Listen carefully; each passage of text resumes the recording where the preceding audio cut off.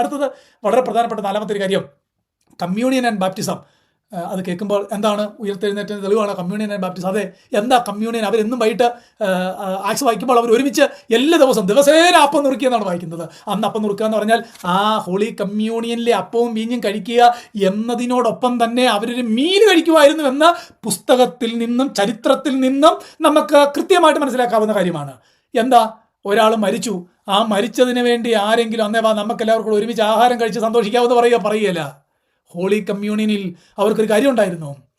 അവർക്ക് മനസ്സിലായി, ഈ അപ്പവീഞ്ഞുകളുടെ ഓർമ്മയായിരുന്ന വാഴ്ത്തപ്പെട്ട കർത്താവ് ഞങ്ങളുടെ കണ്ണിൻ്റെ മുന്നിൽ ഉയർത്തെഴുന്നേറ്റ് വന്നു. ആ ഉയർത്തെഴുന്നേറ്റ് വന്നവനെ ഞങ്ങൾ കണ്ടതാണ്.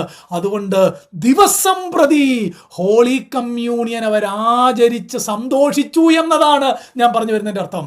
അന്ന് വരെ ഇല്ലായിരുന്ന സ്നാനം അവരുടെ അടുക്കലേക്ക്, പ്രോസലൈറ്റ് ബാപ്റ്റിസം ഒന്നുണ്ടായിരുന്നു, പക്ഷേ മീനിങ് ഫുൾ ആയിട്ടുള്ള സ്നാനം അവർ അനുസരിക്കാനായിട്ട് തുടങ്ങി. സ്നാനത്തിൽ എന്താ, അവൻ്റെ മരണത്തോടും അടക്കത്തോടും പുനരുത്ഥാനത്തോടും ഏകീഭവിക്കുക എന്ന ആ വലിയ ദൈവശാസ്ത്രം അവർ പബ്ലിക്കിൽ പരസ്യമായിട്ട് ഘോഷിക്കാനായിട്ട് തുടങ്ങി.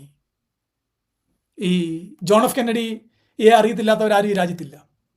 അദ്ദേഹം ഈ രാജ്യത്തിന് വേണ്ടി ഒരിക്കൽ വീരമൃത്യു അടഞ്ഞു. അദ്ദേഹത്തിൻ്റെ സ്നേഹിതന്മാർക്ക് വല്ലപ്പോഴും ഒരുമിച്ച് കൂടിയിട്ട് അദ്ദേഹം ചെയ്ത വലിയ കാര്യങ്ങളെയൊക്കെ പറഞ്ഞ് സന്തോഷിക്കുക, ഒരുമിച്ച് ആഹാരം കഴിക്കാം. പക്ഷേ ജോൺ എഫ് കെന്നഡിയെ സ്നേഹിക്കുന്ന ആരും അദ്ദേഹത്തിൻ്റെ മരണം ആഘോഷിച്ച് ഒരുമിച്ചിരുന്ന് ആഹാരം കഴിക്കാറില്ല. ഈ രാജ്യത്ത് ആരും അങ്ങനെ ചെയ്യാറില്ല. കാര്യം അവർ അത്രയും കടപ്പെട്ടിരിക്കുന്നു ആ വലിയ മനുഷ്യനോട്. എന്നാൽ യേശുവിനെ നോക്കിയേ, യേശുവിന് ഉയർപ്പ് കണ്ട ആളുകൾ അന്നു മുതൽ അവർ ഒരുമിച്ച് ആഹാരം കഴിച്ച് സന്തോഷിക്കാനായിട്ട് തുടങ്ങി. ഇതൊക്കെ ആർക്കെങ്കിലും നിഷേധിക്കാനായിട്ട് പറ്റുമോ? നമ്മുടെ കർത്താവ് ഉയർത്തു എന്നതിൻ്റെ തെളിവാണ് ഹോളി കമ്മ്യൂണിയൻ്റെ ആചരണവും